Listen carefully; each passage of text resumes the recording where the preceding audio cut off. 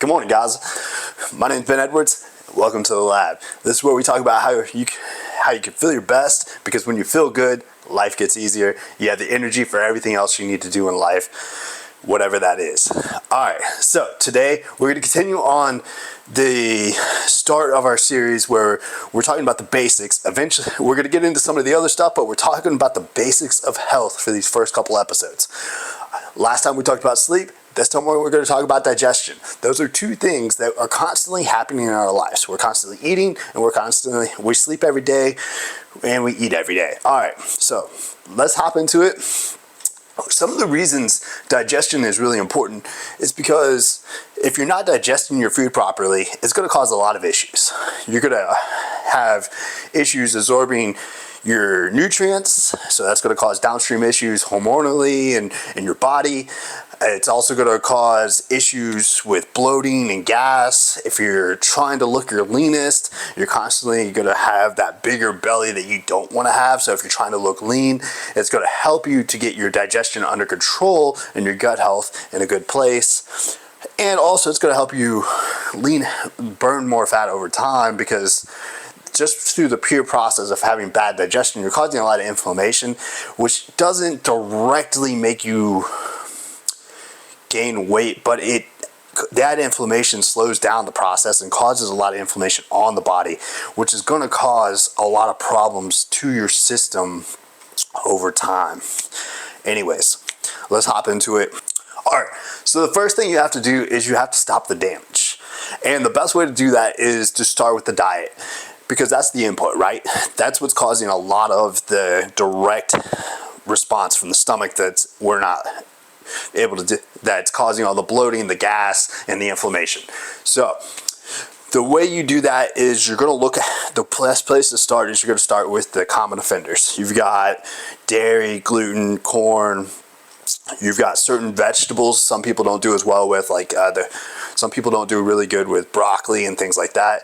You're also going to have eggs and nuts. It just depends. You got to kind of, the best way to do it is to take one of those out at a time. You could take them all out and then put them back in one at a time, or over a period of time. This is the lab, right? We're constantly running experiments. Take one out for a couple weeks and see how you feel. If you notice you feel much better, then it might be worth leaving that out of your diet on a regular basis. Doesn't mean you can never eat it again. Just means when you eat that, you're going to accept that it's going to cause you a problem, and you might need to do some things on the other end to help either digest it or just deal with the distress that's going to come from it and pay the cost. But if you take those things out, you can really start to learn a lot about your body and what it is that you need to do to be able to feel better on a regular basis. Some of the other offenders you're looking at that can be seed oils and certain sweeteners and stuff too, when you really start getting down into it. And honestly, just eliminating those is going to help a lot. And also, it's great for your diet, because when you start eliminating the seed oils and the sweeteners to a degree, you're going to find that you're going to eat a lot less junk, and you're going to be having to find yourself eating a lot more whole foods, which is a good thing.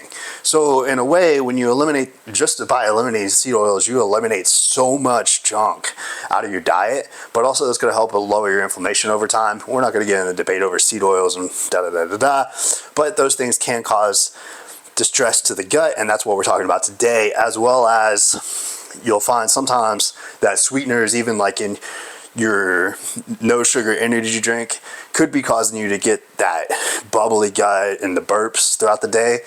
That isn't so great. All right, then as you start to go through those things, you can go ahead and put those other things back into your diet and see what works. Some of the things you're also going to find is, like when it comes to cheeses and stuff, some cheeses are going to work for you and some aren't. Just because you can't have one cheese doesn't mean you can't have the other. The next major part you're going to have when it comes to digestion is we want to work on optimization of the breakdown. So food's going into the system. How is it breaking down and moving through the system? So the first step of that is you chose good foods to go in. Now you have some digestive enzymes to support the food going in. Then you want to look at you're going to also, probiotics is going to play a role in that, in breaking down the food. Find a good probiotic that works for you. My personal favorite probiotic is this one right here by Garden of Life. It's a 5-day max care. I find it really works for me, but what I'll do is, instead of using it over 5 days, I'll just buy the jar, and every couple days I'll take a scoop out of it, and that lasts me like a month. So anyways, the next thing you want to do is look at because the next part of digestion is stomach acid. Now, a lot of times when people get that acid reflux, they think that they have too much acid in their stomach. And what it really is it's a lack of proper stomach acid to break down the food. So one thing to solve that is taking betaine HCI. That is going to create the proper stomach acid you need down there to be able to break down meats and things like that, so you can digest them properly, get those nutrients into your system, and continue to do whatever it is you're trying to do. The other thing I would suggest is checking out bromelain. Bromelain is another form of a digestive enzyme. It comes from pineapple, and it actually really helps with the digestion of meat. So especially for those of us that are eating a lot of meat, trying to build muscle, trying to maintain lean physiques, bromelain can really help with the breaking down of all those proteins, so they're going through the body at an efficient rate. The next thing you want to do is ensure movement of the food through the system. There's going to be 3 major ways that you do that. One is going to be hydration. So getting plenty of water in throughout the day, that's going to help everything move through the system properly, keep everything lubricated. 2, movement. Just by moving after your meals and throughout the day, that's going to help your body continue, because stagnation it doesn't encourage the body and the blood flow that you need to be able to get the food moving through your system.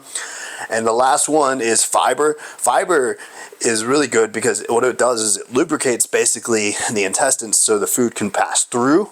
So taking a good fiber supplement like in the morning or in the evening can be really great, because it's going to keep that system lubricated so the food can continue to pass through. You're also going to notice you're going to have better bowel movements.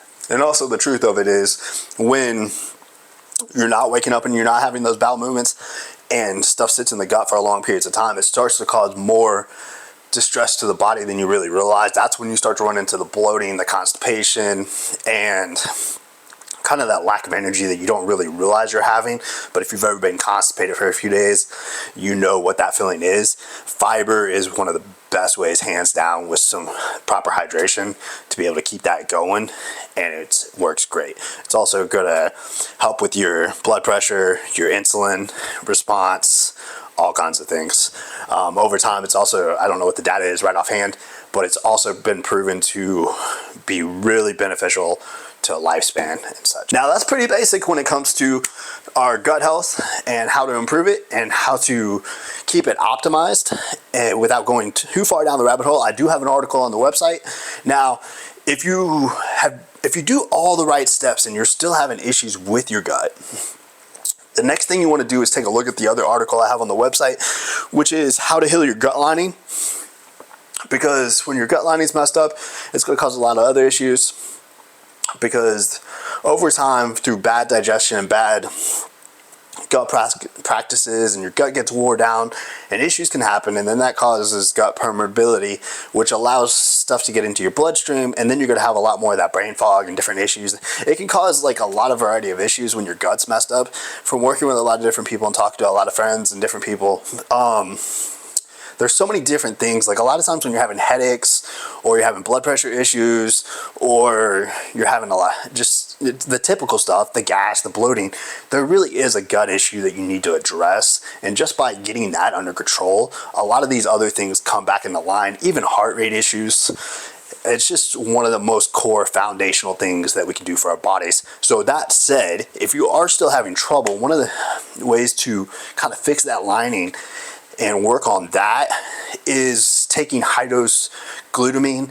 High-dose glutamine is going to heal, it's an amino acid, and that's going to work on healing the gut lining.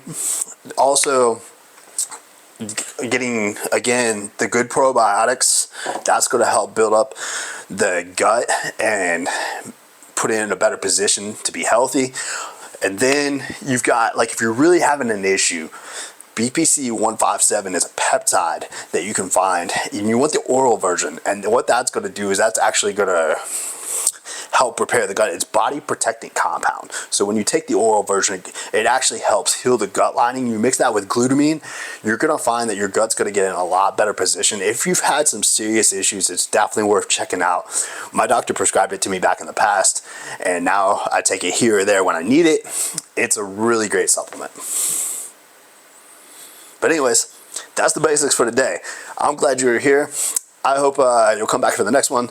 Give the video a like, check it out, subscribe, comments, tell us what you're doing for your digestion and what you're finding work, what you liked about the video, what you didn't, what's your philosophy, because the more we all talk, the better we can all get.